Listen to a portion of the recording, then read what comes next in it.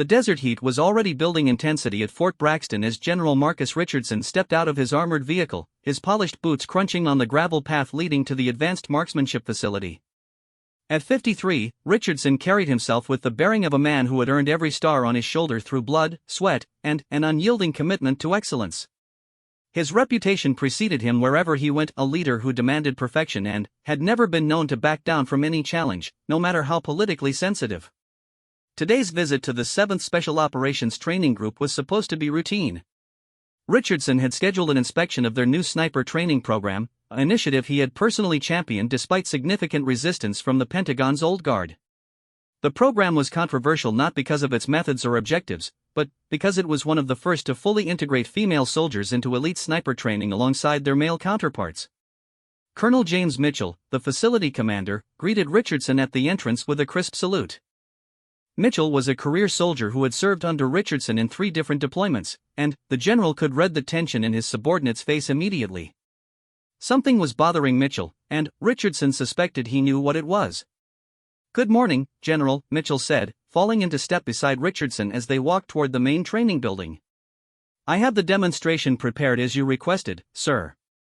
However, I should mention that we've had some interesting developments in the program since your last visit." Richardson raised an eyebrow but said nothing, allowing Mitchell to continue. The 2 men had worked together long enough that Richardson knew when his colonel was building up to something significant. "Sir, I know you've been following the progress reports, but seeing the actual performance levels might surprise you. Some of our female trainees are exceeding expectations in ways that are challenging some long-held assumptions about combat effectiveness." They entered the main briefing room where a dozen instructors and senior staff members were waiting. Richardson took his seat at the head of the conference table and gestured for the briefing to begin. What he heard over the next 30 minutes would set in motion the events that would fundamentally change his understanding of modern warfare. Staff Sergeant Tony Kowalski, the chief marksmanship instructor, stood before a large display screen showing training statistics and performance metrics. Kowalski was a mountain of a man, a former Marine sniper who had earned his reputation in the mountains of Afghanistan. His voice carried the authority of someone who had seen combat up close and personal. "General, over the past 6 months, we've put 140 soldiers through our advanced sniper program. Of those, 32 were female volunteers from various special operations units. The washout rate for the program overall has been consistent with our projections at roughly 60%. Richardson nodded. These numbers aligned with what he had seen in the monthly reports. The sniper program was designed to be brutally difficult, pushing soldiers beyond their physical and mental limits to identify those with the rare combination of skills necessary for long-range precision warfare. However, sir, Kowalski continued, when we break down the performance data by gender, we're seeing some unexpected patterns. The female soldiers who make it through the initial screening phases are showing completion rates that actually exceed their male counterparts in several key areas." The room fell silent. Richardson could sense the discomfort among some of the staff members, particularly the older veterans who had spent their careers in an era when women were excluded from combat roles entirely. "Explain," Richardson said simply. Kowalski clicked to the next slide, showing detailed marksmanship scores. "Sir, at distances beyond 800 meters, our top female graduates are consistently outperforming male graduates with similar experience levels. More significantly, in high-stress simulation exercises, they're showing superior emotional regulation and decision-making under pressure." Colonel Mitchell shifted uncomfortably in his seat. Richardson suspected that his facility commander was struggling with these results, trying to reconcile them with decades of ingrained assumptions about gender and combat effectiveness. "There's more, sir," Kowalski continued. "We've identified one individual whose performance is frankly unprecedented. Sergeant Elena Vasquez, transferred to us from the 75th Ranger Regiment. Her scores are off the charts in every category we measure." Richardson felt a spark of interest. Throughout his career, he had always been drawn to exceptional performers, regardless of their background. Soldiers who exceeded expectations fascinated him, and he had built his reputation by identifying and nurturing such talent. "What makes her so special?" he asked. "Sir, Sergeant Vasquez has achieved qualifying scores on every weapon system in our inventory. But, more importantly, she's demonstrated something we rarely see even in our most experienced operators. She has an intuitive understanding of ballistics that allows her to make rapid adjustments for wind, humidity, and target movement that typically take years of experience to develop. Kowalski paused, looking directly at Richardson. "General, with respect, I've been training snipers for 15 years. I've never seen natural ability like this, male or female." Richardson leaned back in his chair, processing this information. Throughout his career, he had prided himself on being a progressive leader, someone who evaluated soldiers based solely on their capabilities rather than their demographics. But he also understood the political realities of his position. Every decision he made regarding gender integration was scrutinized by both supporters and detractors. "I want to see her in action," Richardson said finally. "Set up a demonstration." Mitchell cleared his throat. "Sir, that's actually what I wanted to discuss with you. We've arranged for a practical exercise using the Barrett M82 50 caliber system. It's our most challenging weapon platform, and traditionally one where physical size and strength provide significant advantages." Richardson understood the implication immediately. The Barrett M82 was a legendary weapon, weighing nearly 30 pounds and delivering devastating accuracy at extreme ranges. It was also a weapon that had become something of a symbol within the special operations community. Successfully operating the Barrett was considered a rite of passage for elite snipers. "You're telling me that Sergeant Vasquez can handle the Barrett effectively?" Richardson asked. "Sir, she's qualified on it. But, more than that, she's requested to demonstrate advanced techniques that frankly, most of our male operators haven't attempted." The general felt a familiar stirring of competitive interest. Throughout his career, he had made his reputation by taking calculated risks, by supporting soldiers and programs that others dismissed. This situation felt like another such opportunity. "Colonel Mitchell, I want you to arrange a comprehensive demonstration. Full staff attendance. I want to see exactly what Sergeant Vasquez can do with that rifle." "Yes, sir. However, I should mention that some of the staff have expressed concerns about the visibility of such a demonstration. There are questions about whether showcasing a female soldier's performance with such an iconic weapon might send the wrong message." Richardson's expression hardened. "Colonel, the only message I'm interested in sending is that this army evaluates soldiers based on their performance, period. If Sergeant Vasquez has earned her place in this program through merit, then she deserves the opportunity to demonstrate her capabilities." He stood up, signaling the end of the briefing. "Schedule the demonstration for this afternoon. Full range setup, maximum distance targets.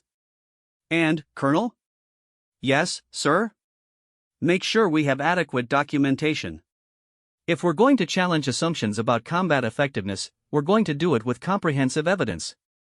As the staff filed out of the briefing room, Richardson remained seated, staring at the performance statistics still displayed on the screen. In 30 years of military service, he had learned to trust his instincts about people and situations. Something about this Sergeant Vasquez intrigued him, and he was eager to see if her performance lived up to the impressive statistics. What Richardson didn't know was that the afternoon's demonstration would challenge not just his assumptions about gender and combat, but his fundamental understanding of what made a truly exceptional soldier. The small details, a tiny metal pin on a uniform, a moment of hesitation, a flash of recognition, would combine to create an experience that would stay with him for the rest of his career. Outside the briefing room, Staff Sergeant Kowalski was already making preparations for the demonstration. He had worked with enough high-ranking officers to understand the political implications of what they were about to do. Showcasing a female soldier's exceptional marksmanship skills was guaranteed to generate attention, both positive and negative. But Kowalski also understood something that many of his colleagues were still learning: the nature of warfare was changing, and the traditional assumptions about who could excel in combat were being challenged by reality. Sergeant Elena Vasquez represented something new, something that forced everyone who worked with her to reconsider their preconceptions about strength, skill, and what it meant to be a warrior. The stage was set for a demonstration that would prove far more significant than anyone anticipated. In a few hours, General Richardson would find himself holding his legendary Barrett rifle, preparing to hand it to a soldier who would fundamentally change his understanding of leadership, courage, and the evolving nature of modern military service. The afternoon sun blazed overhead as General Richardson made his way to the long-range firing facility, a state-of-the-art complex that stretched across 2 miles of carefully maintained desert terrain. The facility represented millions of dollars in military investment, designed to simulate the most challenging combat environments that modern snipers might encounter in global operations. Richardson carried his personal Barrett M82A1 rifle case, a weapon that had become legendary among those who knew its history. The rifle had been with him through 3 combat deployments, customized over years of use until it was perfectly tailored to his shooting style and preferences. The weapon represented more than just equipment to Richardson, it was a symbol of his expertise, his credibility as a combat leader who had earned respect through demonstrated skill rather than just rank.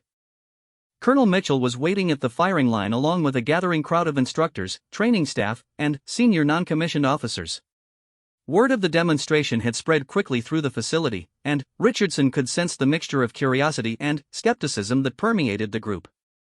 Many of these men had served their entire careers in a military where certain assumptions about gender and combat effectiveness were rarely questioned.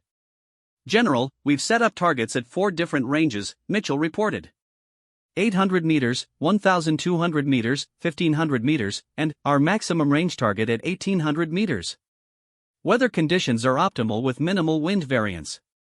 Richardson nodded, setting down his rifle case and beginning the familiar ritual of weapon preparation. The Barrett M82A1 was an imposing piece of equipment, stretching nearly 4 feet in length and weighing 28 pounds when fully loaded with its 10-round magazine. The rifle's .50 caliber rounds were massive, each cartridge nearly 6 inches long and capable of delivering devastating accuracy at extreme distances. As Richardson began assembling his rifle, he found himself reflecting on the journey that had brought him to this moment. His own sniper training had taken place nearly 25 years earlier, during an era when the idea of women in combat roles was not even considered. He had earned his reputation through countless hours of practice, developing the skills and instincts that had made him one of the Army's most respected marksmen. "Sir, Sergeant Vasquez is completing her equipment check," Staff Sergeant Kowalski reported. "She'll be ready to begin the demonstration in approximately 10 minutes. Richardson looked across the firing line to where a figure was methodically preparing her own weapon system. From this distance, he could see little more than a silhouette, but there was something about the soldier's movements that caught his attention. Every motion was precise, economical, demonstrating the kind of unconscious competence that came only from extensive experience. "Tell me about her background," Richardson said to Mitchell. "How did she end up in this program?" Mitchell consulted his tablet, pulling up Sergeant Vasquez's personnel file. Elena Vasquez, 26 years old, born in El Paso, Texas. Enlisted in the Army at 18, initially trained as a communications specialist. Volunteered for Ranger training 3 years ago and completed the program with distinction. She was one of the first female soldiers to graduate from Ranger School. Richardson continued working on his rifle, but he was listening intently. The Ranger program was notoriously difficult, with failure rates that often exceeded 80%. Any soldier who completed it had proven their physical and mental toughness beyond question. After Ranger School, she was assigned to the 75th Ranger Regiment where she participated in multiple overseas deployments, Mitchell continued. Her commanding officers noted her exceptional marksmanship abilities and recommended her for advanced sniper training. She's been in our program for 4 months and has consistently ranked in the top 5% of all participants. Richardson secured the final component of his rifle and stood up, checking the weapon's balance and feel. The Barrett was perfectly familiar to him, an extension of his own capabilities that he could operate with unconscious precision. "General, if I may," Kowalski interjected. "There's something else about Sergeant Vasquez that makes her unusual. She has a background in competitive shooting that predates her military service. Her father was apparently a longtime shooting competitor, and she grew up around firearms." This information added another layer to Richardson's understanding. Military marksmanship training was excellent, but soldiers who came into the service with prior shooting experience often demonstrated capabilities that exceeded even the most intensive military programs. "Competitive in what disciplines?" Richardson asked. "Long-range precision rifle, sir." She was apparently quite successful at the regional level before enlisting. According to her records, she holds several state championship titles in her age group. Richardson felt a growing sense of anticipation.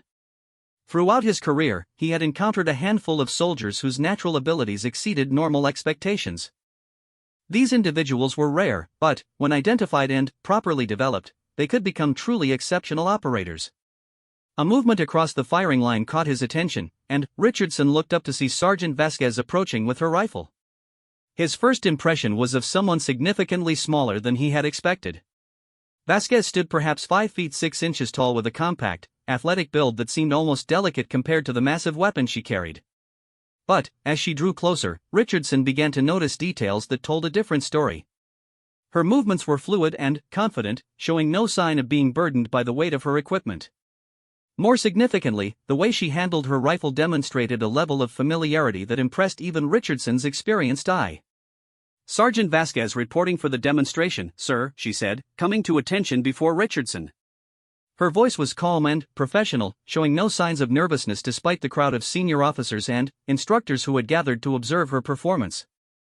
Richardson studied her face, noting the focused intensity in her dark eyes and the controlled composure that suggested someone comfortable with pressure situations. "At ease, Sergeant," Richardson replied. "I understand you're going to show us what you can do with the Barrett system." "Yes, sir. I'm prepared to engage targets at all designated ranges with both standard and advanced techniques, depending on your preferences." Richardson was struck by her confidence. Not arrogance or bravado, but the quiet self-assurance of someone who knew exactly what they were capable of accomplishing. "Before we begin," Richardson said, "I'd like to understand your approach to long-range marksmanship. What do you consider the most critical factors for success at extreme distances?" Vasquez paused for a moment, clearly organizing her thoughts before responding. "Sir, in my experience, the technical aspects of marksmanship, sight picture, trigger control, breathing, are fundamental but relatively straightforward to master with sufficient practice. The real challenges at extreme range are environmental reading and psychological management." Richardson raised an eyebrow. This was not the kind of response he typically heard from soldiers with only 4 months of advanced training. "Elaborate," he said. "Environmental conditions change constantly throughout an engagement, sir. Wind speed and direction, humidity, barometric pressure, even the angle of sunlight can affect bullet trajectory in ways that standard ballistic tables don't always account for. The ability to read these conditions accurately and make real-time adjustments is what separates adequate snipers from exceptional ones." She paused, then continued. "But equally important is psychological management. At extreme ranges, the time between trigger pull and target impact can be several seconds. During that time, doubt can creep in. Second-guessing your calculations, your environmental reads, your equipment settings. The most technically proficient marksmen in the world will miss consistently if they can't maintain psychological discipline throughout the engagement sequence." Richardson found himself impressed despite his initial skepticism. Vasquez's analysis demonstrated a sophisticated understanding of marksmanship theory that typically took years of experience to develop. "Interesting perspective," he said. "Are you ready to demonstrate these principles?" "Yes, sir. I've prepared several different shooting scenarios that showcase different aspects of long-range precision. With your permission, I'd like to begin with standard engagement techniques and progress to more advanced applications." Richardson nodded and gestured toward the firing line. "Sergeant, the range is yours." As Vasquez moved to her firing position, Richardson found himself studying her technique with the critical eye of an expert. Every movement was economical and purposeful, suggesting countless hours of practice and refinement. She settled into her shooting position with a fluidity that impressed even the veteran instructors who had gathered to observe. But what struck Richardson most was not her technical proficiency, impressive as it was. Instead, he was drawn to something intangible, an aura of quiet competence that seemed to surround her as she prepared for the demonstration. In 30 years of military service, Richardson had learned to recognize exceptional soldiers, and something about Sergeant Vasquez triggered every instinct he had developed for identifying outstanding talent. The targets were arranged at graduated distances across the desert landscape, each one positioned to present different challenges and test different aspects of marksmanship skill.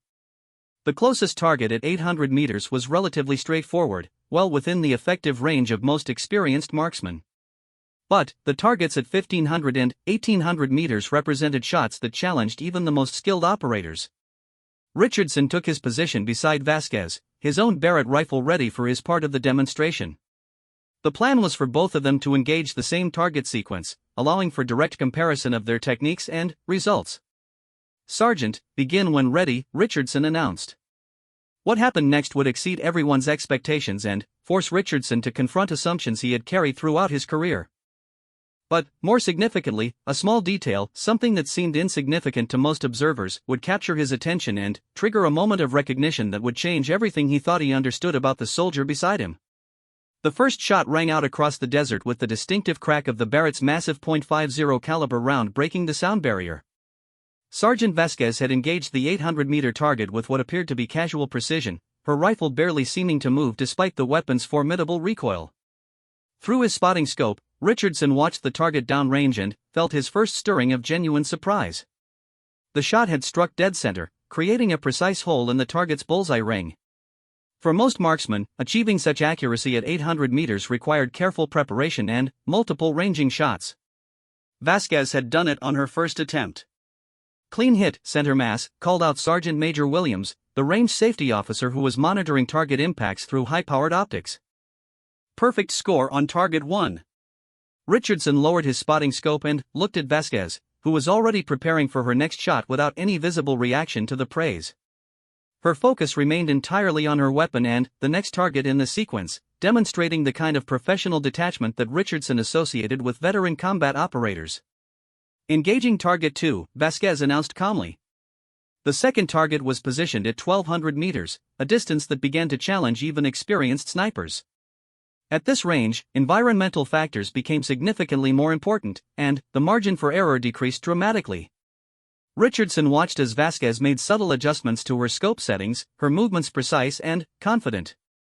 The second shot followed moments later, and Richardson immediately trained his spotting scope on the distant target. Another perfect hit, striking within inches of the target center. Around him, he could hear murmurs of approval from the assembled instructors and staff members. "Outstanding shooting, Sergeant," Colonel Mitchell commented. "Ready to proceed to the 1,500-meter target?" Vasquez nodded, beginning the more complex calculations required for extreme range engagement. Richardson found himself studying her technique with growing fascination. Every aspect of her performance demonstrated a level of sophistication that typically required years of experience to develop. But, as Vasquez prepared for her third shot, Richardson noticed something that made him pause. Pinned to her uniform, just above her left breast pocket, was a small metal insignia that he hadn't paid attention to before. As his eyes focused on the pin, Richardson felt a sudden jolt of recognition that sent a chill down his spine. The insignia was a sniper qualification badge, but not just any sniper badge. This was the distinctive pin awarded only to graduates of the Army's most elite sniper program, a course so difficult that fewer than 20 soldiers per year successfully completed it. But what froze Richardson in place was not just the badge itself, but the specific design variant that Vasquez wore. The pin featured a small diamond-shaped attachment that Richardson recognized immediately. It was the designation for a sniper who had achieved combat kills at ranges exceeding 1,000 meters. In the entire United States Army, fewer than 50 living soldiers wore that particular combination of insignia. Richardson's mind raced as he processed this information. Sergeant Vasquez was not just a talented trainee or even an exceptional graduate of their advanced program. She was already a proven combat sniper with confirmed long-range kills in actual warfare. The demonstration he was witnessing was not a test of potential, it was a display of capabilities that had already been proven under the most demanding conditions possible. "General, are you all right?"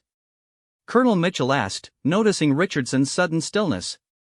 Richardson shook his head slightly, refocusing on the moment.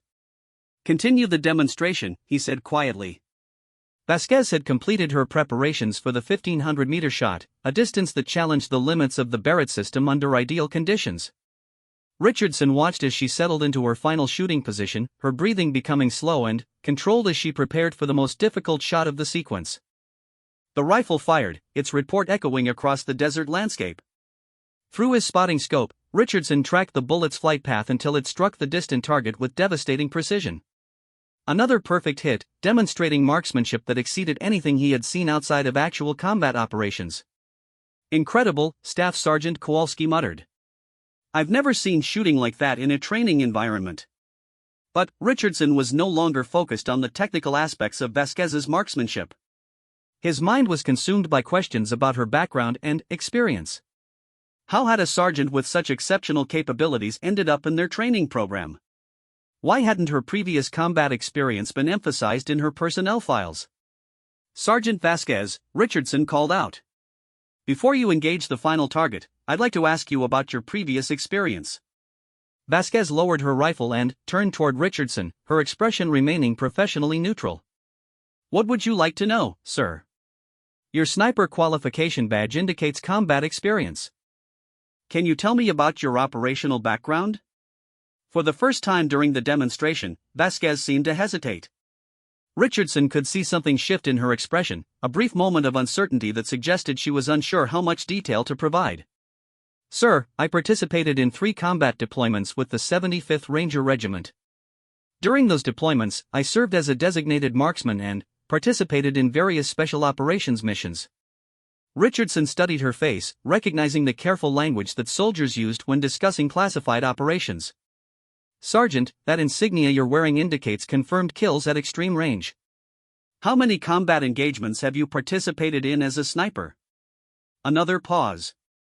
Sir, I have 17 confirmed kills at ranges between 800 and 1400 meters, achieved during operations in Afghanistan and Iraq. The number hit Richardson like a physical blow. 17 confirmed kills placed Vasquez among the most experienced combat snipers in the entire military. By comparison, many snipers completed entire careers without achieving half that number of confirmed long-range eliminations. Around him, Richardson could sense the impact of this revelation on the assembled staff. The demonstration had transformed from a showcase of training program effectiveness to something entirely different, a display of combat-proven expertise that challenged every assumption they had made about the soldier before them. Sergeant, Richardson said carefully, given your extensive combat experience, what brings you to our training program? Sir, I requested assignment to this facility to develop skills as an instructor. My goal is to transition from operational duties to training the next generation of Army snipers. Richardson felt pieces of a puzzle falling into place. Vasquez wasn't here as a student, she was here as a future instructor whose own experience exceeded that of many of the current training staff. The demonstration he had requested was not a test of her abilities, but rather an opportunity for her to showcase capabilities that qualified her to teach others. I see, Richardson said slowly. Colonel Mitchell, were you aware of Sergeant Vasquez's operational background when we planned this demonstration? Mitchell's uncomfortable expression provided its own answer. Sir, I was aware that she had combat experience, but I may not have fully understood the extent of her operational history. Richardson turned back to Vasquez, who was waiting patiently for permission to continue the demonstration. The final target at 1800 meters represented a shot at the absolute limits of the Barrett system's effective range. Under ideal conditions, with perfect equipment and flawless technique, such a shot was theoretically possible. In practice, very few snipers ever attempted it outside of controlled testing environments. Sergeant, the final target is at maximum range. Are you confident in your ability to engage effectively at that distance? Sir, I've made successful shots at similar ranges during combat operations. Environmental conditions today are favorable, and I believe I can achieve a successful hit. Richardson found himself in an unexpected position. What had begun as a demonstration to evaluate a training program had evolved into something much more significant. He was witnessing capabilities that challenged not just his assumptions about gender and combat effectiveness, but his understanding of what constituted exceptional performance under any circumstances. Proceed with the final engagement, Richardson ordered. As Vasquez prepared for her most challenging shot, Richardson reflected on the implications of what he was witnessing. Throughout his career, he had prided himself on recognizing and developing exceptional talent. But the soldier beside him represented something beyond his previous experience, a level of proven combat effectiveness that demanded a fundamental reassessment of his leadership approach. The question was no longer whether Vasquez could perform at elite levels. Her record spoke for itself. The real question was how Richardson would adapt his own thinking to accommodate the reality of what she represented for the future of military operations. The final shot was only moments away, and Richardson knew that regardless of the outcome, this demonstration had already changed something fundamental about his understanding of modern warfare and the soldiers who would define its future. The 1800-meter target seemed impossibly distant through Richardson's spotting scope, a small speck against the desert backdrop that wavered in the heat shimmer rising from the sun-baked ground. At this range, the bullet would travel for nearly 3 seconds before impact, requiring calculations that accounted for bullet drop, wind drift, atmospheric pressure, and even the rotation of the Earth itself. Sergeant Vasquez had been motionless for several minutes, studying the target through her rifle scope while making minute adjustments to her position and equipment. Richardson watched her preparation with growing admiration, recognizing the methodical approach of a sniper who understood that success at extreme range required patience and precision in equal measure. Wind reading shows variable conditions between here and target, announced the range meteorologist, Staff Sergeant Chen. Estimated wind speed of 8 to 12 miles per hour with directional shifts approximately every 30 seconds. These were challenging conditions that would test even the most experienced marksman. At 1800 meters, a wind miscalculation of just a few miles per hour could result in a miss by several feet. Richardson had attempted similar shots under comparable conditions and knew firsthand how difficult they could be. Understood, Vasquez replied calmly, continuing her preparations without any sign of concern about the challenging environmental factors. Richardson found himself studying not just her shooting technique, but her entire approach to the shot. There was something almost meditative about her preparation, a level of focus and concentration that seemed to exclude everything except the immediate demands of the engagement. He had seen similar behavior among elite special operations soldiers, but rarely to this degree. General, Colonel Mitchell said quietly, regardless of whether she hits this target, her performance today has been extraordinary. I've never seen marksmanship of this caliber in a training environment. Richardson nodded but remained focused on Vasquez. Something about her approach to this final shot had captured his complete attention. The way she moved, the rhythm of her breathing, even the subtle adjustments she made to her rifle position all suggested someone operating at the absolute peak of their capabilities. Ready, Vasquez announced. The range fell silent. Richardson trained his spotting scope on the distant target, knowing that at this range, he would need to track the bullet's flight path carefully to determine the point of impact. Around him, every instructor and staff member was focused intently on what was about to unfold. The Barrett fired with its characteristic thunderous report, the massive rifle jumping against Vasquez's shoulder despite her expert technique. Richardson followed the bullet's trajectory through his scope, watching for the telltale puff of dust that would mark the impact point. For what seemed like an eternity, nothing happened. Then, almost impossibly distant, Richardson saw the target shudder slightly. Through his scope, he could see a clean hole punched through the center ring of the target, another perfect hit that demonstrated marksmanship beyond anything he had witnessed in 30 years of military service. Direct hit, dead center, Sergeant Major Williams called out, his voice carrying a note of disbelief. Perfect score on all 4 targets. The range erupted in spontaneous applause from the assembled staff.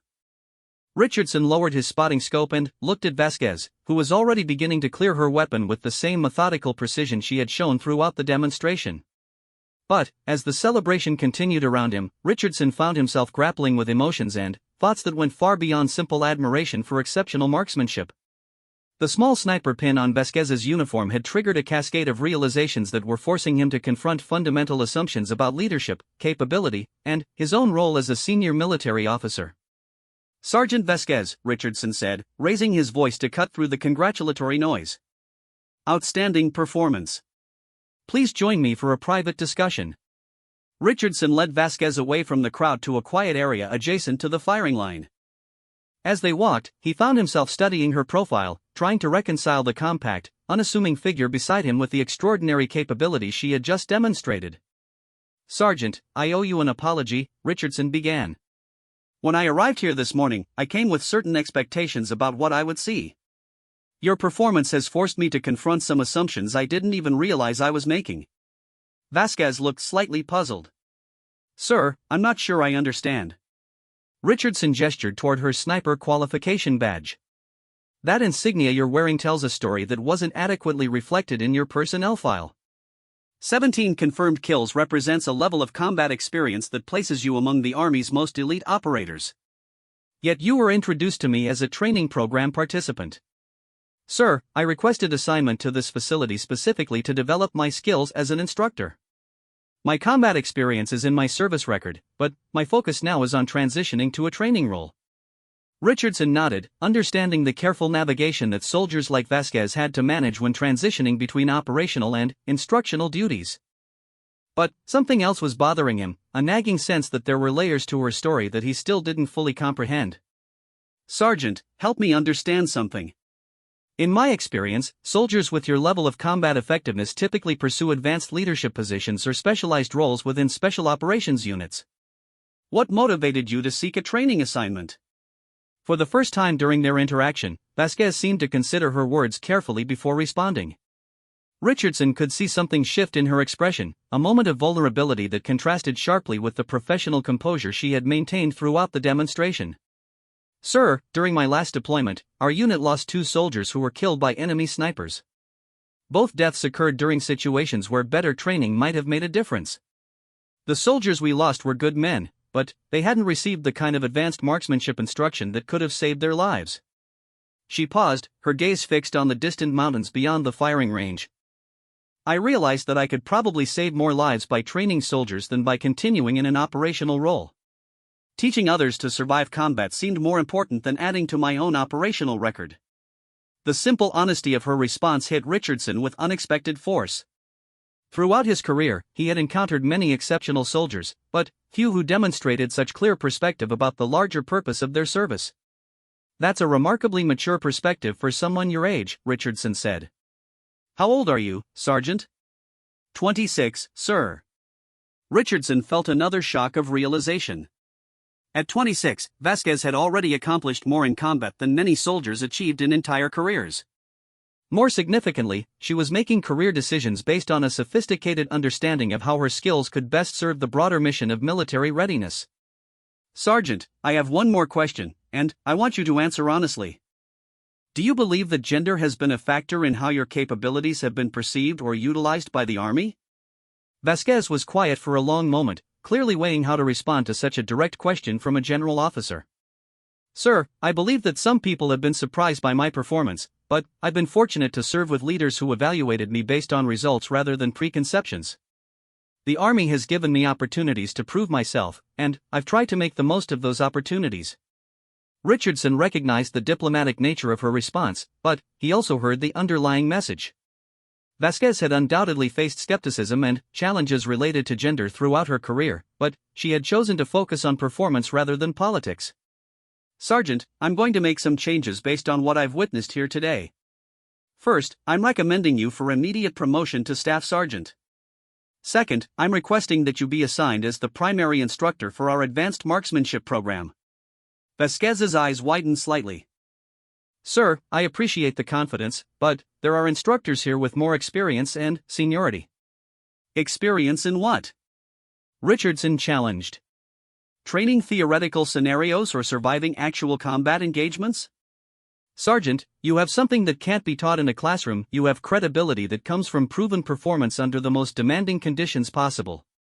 Richardson could see Vasquez processing this information, understanding the implications of what he was proposing. "There's something else," Richardson continued. "I'm also recommending you for assignment to our instructor development program. Within 2 years, I want you prepared to take over as the senior enlisted leader for this entire facility." The magnitude of what Richardson was suggesting was evident in Vasquez's expression.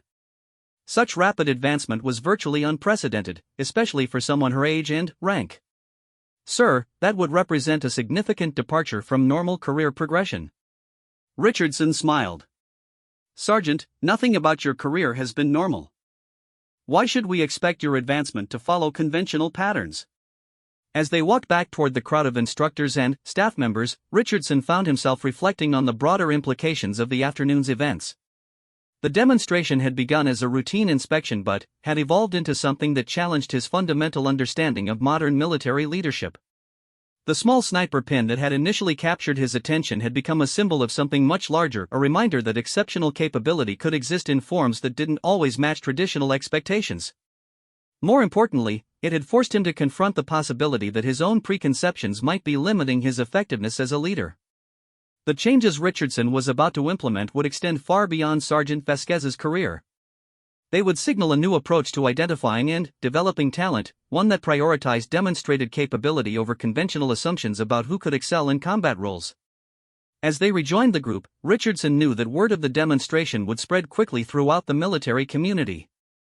The story of a general who handed his legendary rifle to a female soldier and witnessed performance that exceeded his own capabilities would become part of military folklore.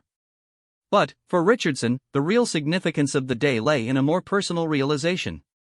After 30 years of military service, he had discovered that true leadership meant being willing to have his assumptions challenged and changed by the exceptional soldiers he was privileged to command.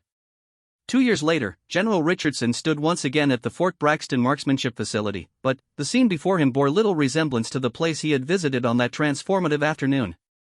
The facility had been expanded significantly, with new training ranges, advanced simulation equipment, and classroom facilities that reflected its elevated status within the military training community. More importantly, the program itself had evolved into something that exceeded Richardson's most optimistic projections. Under the leadership of now Staff Sergeant Elena Vasquez, the Advanced Sniper Training Program had become the most sought-after assignment for precision marksmen throughout the armed forces. Graduates of the program were setting new standards for marksmanship excellence across all branches of military service. Richardson walked through the main classroom building, observing training sessions that demonstrated the innovative approaches Vasquez had implemented. Traditional gender-segregated training had been eliminated, replaced by integrated programs that evaluated soldiers purely on demonstrated capability. The results spoke for themselves: graduation rates had improved, performance standards had increased, and the program was producing snipers whose combat effectiveness exceeded anything achieved by previous training methods. "General Richardson, welcome back to the facility," Staff Sergeant Vasquez said, approaching with the confident bearing of someone who had grown comfortably into positions of greater responsibility. Richardson smiled, noting the additional insignia on Vasquez's uniform that reflected her expanded role and achievements. In addition to her original sniper qualification badge, she now wore instructor credentials and commendation ribbons that told the story of her remarkable career progression. "Staff Sergeant, it's good to see you again. I'm here for the graduation ceremony, but I also wanted to get a personal update on how the program has developed. Sir, we're graduating 42 students this cycle, representing the largest class in the program's history. More significantly, we're seeing performance improvements across all measured categories compared to historical benchmarks." As they walked through the facility, Vasquez provided Richardson with a comprehensive briefing on the changes that had been implemented. The traditional approach of separating students by gender had been replaced with skill-based groupings that allowed soldiers to train alongside others at similar capability levels regardless of demographics. The result was a more competitive environment that pushed all participants to achieve their maximum potential. "We've also implemented mentorship programs that pair experienced combat veterans with newer students," Vasquez explained. "This allows us to transfer not just technical skills, but the kind of tactical knowledge that can only come from actual operational experience." Richardson found himself impressed by the sophistication of Vasquez's approach to program development. The changes she had implemented went far beyond simple modifications to existing training protocols.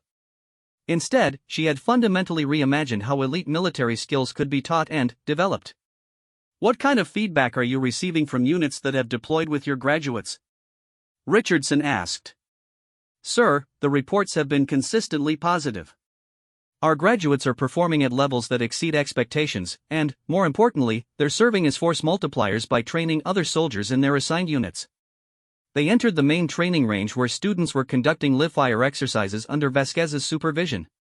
Richardson observed the training with the practiced eye of someone who had spent decades evaluating military effectiveness.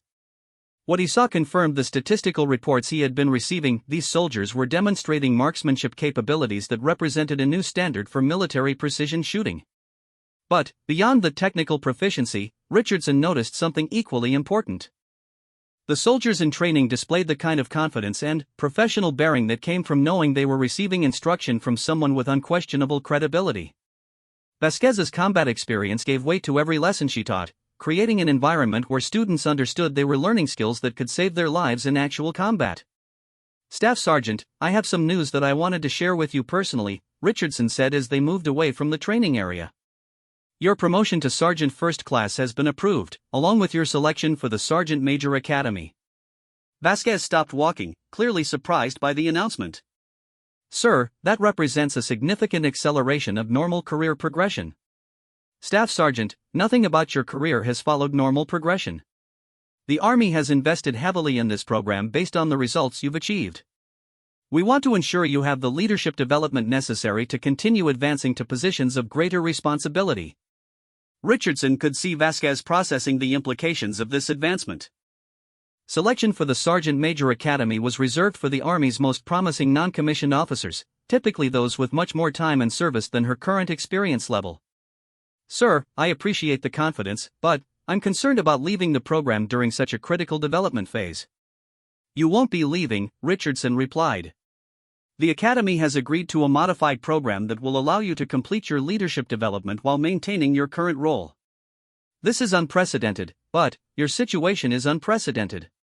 They continued walking until they reached Richardson's original destination, the memorial wall that had been erected to honor graduates of the program who had made the ultimate sacrifice in service to their country. The wall displayed photographs and brief biographies of soldiers whose training at Fort Braxton had prepared them for the missions that cost them their lives. "This is why the program matters," Vasquez said quietly, studying the photographs. "Every soldier we train properly is someone who might survive situations that would otherwise be fatal." Richardson nodded, understanding the deeper motivation that drove Vasquez's commitment to excellence in training. Her decision to transition from operational duties to instruction had been based on a clear understanding that superior training could save lives in ways that individual combat performance could not match. "Staff Sergeant, I want to discuss something with you that goes beyond program development. I'm being considered for promotion to Lieutenant General, with assignment to oversee training doctrine for the entire Army. If that happens, I want you to consider a position on my staff." The magnitude of what Richardson was suggesting was evident in Vasquez's expression. Such an assignment would place her at the center of military training policy development, with influence that extended far beyond any individual program or facility. "Sir, that would be an extraordinary opportunity, but I'm not sure I have the qualifications for such a position." "Staff Sergeant, you have something more valuable than traditional qualifications. You have demonstrated results that speak for themselves. The innovations you've implemented here need to be scaled across the entire training enterprise." Richardson could see Vasquez weighing the opportunity against her sense of responsibility to the current program. Throughout their association, he had come to understand that she approached every decision through the lens of how it would impact the soldiers she was responsible for developing. "I would want to ensure that the program here continues to operate at current standards," she said finally. "That's exactly the kind of thinking I want involved in Army-wide policy development," Richardson replied. "Staff Sergeant, you've proven that innovative approaches to training can produce superior results. The question is whether you're ready to help implement those approaches across the entire military." As they prepared to leave the memorial wall, Richardson reflected on the journey that had brought them to this moment. What had begun with a single demonstration of exceptional marksmanship had evolved into a fundamental transformation of how the Army approached elite training. The small sniper pin that had first caught his attention had become the symbol of a new understanding about capability and potential. The graduation ceremony that evening would mark another milestone in the program's development, but Richardson knew that the real significance lay in the broader changes that were taking place throughout the military.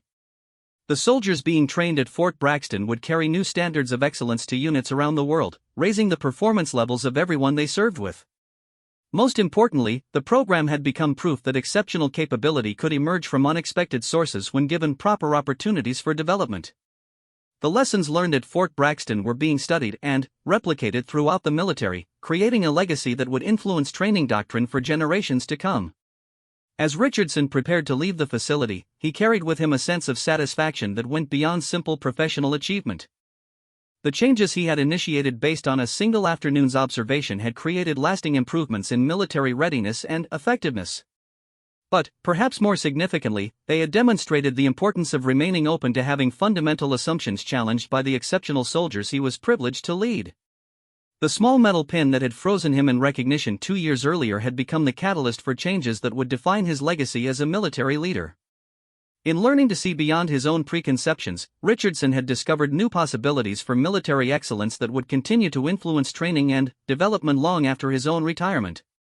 The story that had begun with a general's decision to hand his legendary rifle to an unexpected soldier had become a testament to the power of recognizing and developing exceptional talent wherever it might be found. For Richardson, it represented the most important lesson of his military career, that true leadership meant being willing to have his understanding of excellence continuously expanded by the remarkable soldiers he was honored to serve alongside.